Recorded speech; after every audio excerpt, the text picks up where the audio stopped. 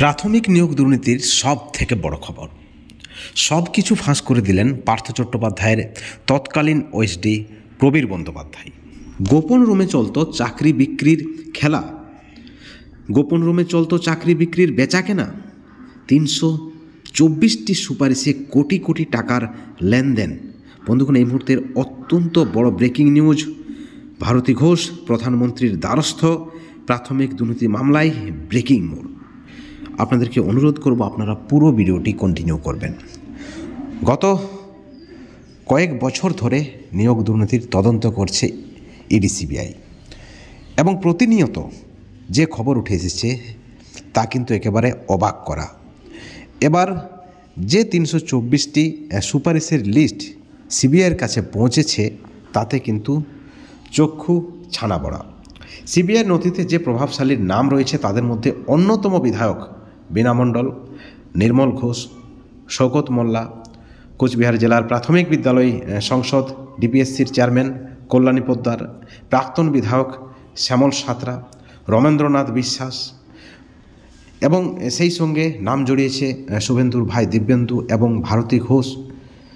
প্রবীর সিবিআইকে, পার্থ চট্টোপাধ্যায়ের ওএসডি প্রবীরবাবু সিবিআইকে জানিয়েছেন, সিবিআইয়ের কাছে দাবি করেছেন যে প্রভাবশালীরা প্রায়ই পার্থ চট্টোপাধ্যায়ের সঙ্গে, তৎকালীন শিক্ষামন্ত্রী পার্থ চট্টোপাধ্যায়ের সঙ্গে দেখা করতেন, দিনে রাতে প্রতিনিয়ত তার অফিসে যেতেন, পার্থের চেম্বারে বৈঠকও করতেন তারা। এবং ওই বৈঠকে যেহেতু প্রবীর নিজে কখনো থাকতেন না, তাই সেখানে কি হতো সেই সকল বিষয়গুলি তার অজানা। এবং যে তথ্য বা নথি বা ডাটা সিবিআইয়ের হাতে লেগেছে সেখানে কিছু হ্যান্ডরাইটিং প্রাক্তন শিক্ষামন্ত্রী পার্থ চট্টোপাধ্যায়েরও। সেখানে বেশ কয়েকটি নামের পাশে টিক রয়েছে, অর্থাৎ সেখানে বেশি গুরুত্ব দিতে হবে এবং যেখানেই বেশি টাকা সেখানেই বেশি গুরুত্ব, যেমনটা কিন্তু প্রাথমিকভাবে অনুমান করা হচ্ছে। বন্ধুগণ, ভাবতে অবাক লাগছে কিভাবে দুর্নীতি হয়েছে এবং কারা কারা সুপারিশ করতেন, সেখান থেকে কিভাবে টাকা পৌঁছাতো পার্থ চট্টোপাধ্যায়ের কাছে এবং সেই টাকায় কি ভাগ রয়েছে কালীঘাটের, সেই টাকায় কি ভাগ রয়েছে দলের, সেই বিষয়েও কিন্তু ইতিমধ্যেই প্রশ্ন উঠতে শুরু করেছে। আপনারা দেখুন, স্ক্রিনে আমরা দেখাচ্ছি একাধিক লিস্ট, এই ধরনের লিস্ট রয়েছে, 324টি লিস্ট রয়েছে। রাজ্যের বিভিন্ন প্রান্ত থেকে বিভিন্ন জনপ্রতিনিধিরা, আধিকারিকরা যাদের ক্ষমতা রয়েছে তারা কিন্তু পার্থ চট্টোপাধ্যায়ের কাছে লিস্ট পাঠাতেন। এবং সবচেয়ে বড় কথা যেটা, সেটা হচ্ছে এই লিস্টে নাম রয়েছে ভারতী ঘোষের।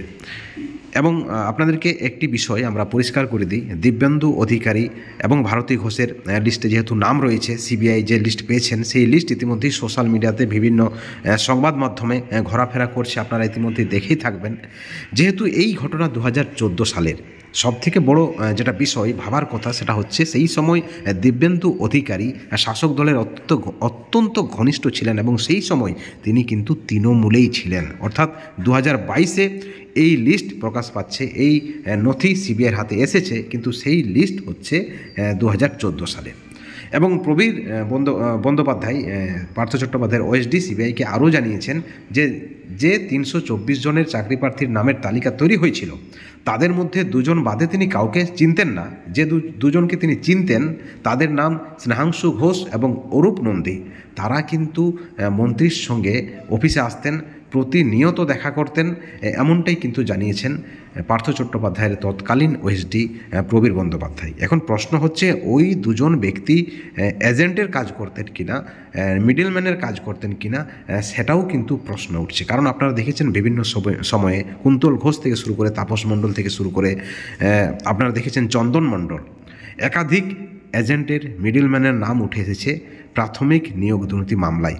তাদের সঙ্গে সরাসরি পার্থ চট্টোপাধ্যায়ের ঘনিষ্ঠ যোগাযোগ ছিল এবং তারা টাকার বিনিময়ে নাম সংগ্রহ করতেন, চাকরি প্রার্থীদের জোগাড় করতেন, সেই সকল চাকরি প্রার্থীদের পার্থ চট্টোপাধ্যায়ের কাছে নিয়ে আসতেন এবং টাকার সেখানে দর কষাকষি হতো, কত টাকার বিনিময়ে চাকরি পেতে পারে, এই ধরনের ঘটনা হতো, যেমনটা কিন্তু জানানো হচ্ছে পার্থ চট্টোপাধ্যায়ের ওএসডির পক্ষ থেকে।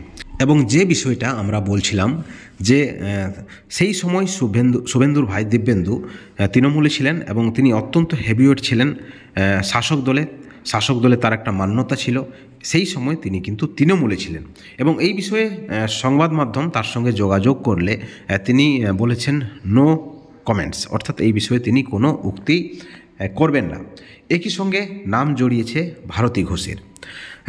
এসপি ভারতী ঘোষ সেই সময় কিন্তু তৃণমূলের অর্থাৎ মুখ্যমন্ত্রীর কিন্তু প্রিয় ছিলেন, যেমনটা কিন্তু খবর, অর্থাৎ সেই সময় তিনিও শাসক দলের সঙ্গে তার কোনো বিরোধিতা ছিল না এবং পরবর্তীতে তিনি বিজেপিতে যোগদান করেন।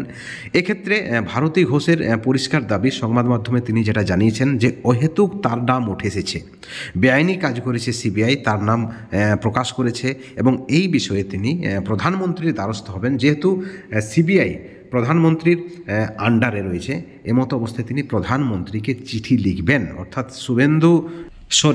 এইভাবে ভারতী ঘোষের নাম জড়ায় তিনি কিন্তু ক্ষুব্ধ এবং এই বিষয়ে প্রধানমন্ত্রীকে তিনি চিঠি লিখবেন, এমনটাই জানিয়েছেন সংবাদ মাধ্যমে। এখন প্রশ্ন উঠছে 2014 সালের এই যে সুপারিশ, যে 324 জনের সুপারিশ গেছে এবং যতগুলি সুপারিশ গেছে তাদের মধ্যে কতজনের চাকরি হয়েছে, তারা কত টাকার বিনিময়ে চাকরি পেয়েছে, কারণ লিস্টে প্রত্যেকের নাম রয়েছে, প্রত্যেকের রোল নাম্বার রয়েছে, প্রত্যেকের ঠিকানা রয়েছে এবং কোন এমএলএ এমপি বা নেতৃত্বের দ্বারা সেই সুপারিশ পৌঁছেছে তৎকালীন শিক্ষামন্ত্রী পার্থ চট্টোপাধ্যায়ের কাছে, সেই বিষয়ে কিন্তু পরিষ্কার ডিটেলস রয়েছে। এমতো অবস্থায় এই 324 জনের মধ্যে কতজন চাকরি পেয়েছে, তাদেরকে কি সিবিআই তলব করবে, এই বিষয়ে কিন্তু ইতিমধ্যেই প্রশ্ন উঠতে শুরু করেছে। আপনারা জানেন তৎকালীন পার্থ চট্টোপাধ্যায়ের ওএসডি প্রবীরবাবু তাকে সিবিআই তলব করেছিল এবং সেখানে প্রবীরবাবু যে স্বীকারোক্তি দিয়েছেন